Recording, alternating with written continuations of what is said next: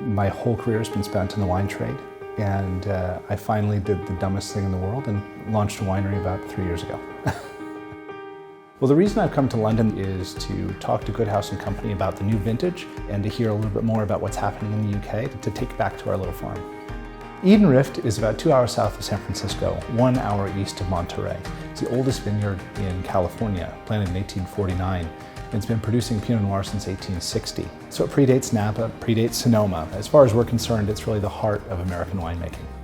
Corey Waller is a wonderful winemaker. Corey is originally from the town of Hollister, but from his beginnings there, he's traveled the world, and everywhere you can make great New World Pinot Noir and Chardonnay, he's done it. New Zealand, Oregon, California.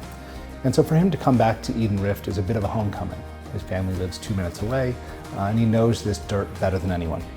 Our vision for Eden Rift is a very simple one. What we want to do is take one of California's most important heritage properties and return it back to its halcyon days.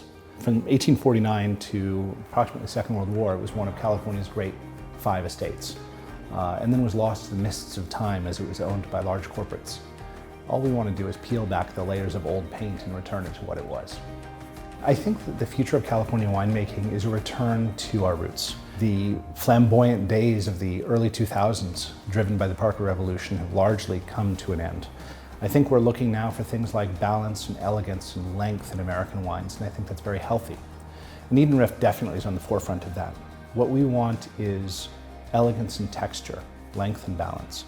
We're not chasing power at all. In American wine, you're going to get power whether you want it or not. So why chase it? I think Pinot Noir should be bright in color. I think Chardonnay should be bright and elegant. And those are the wines we're trying to make.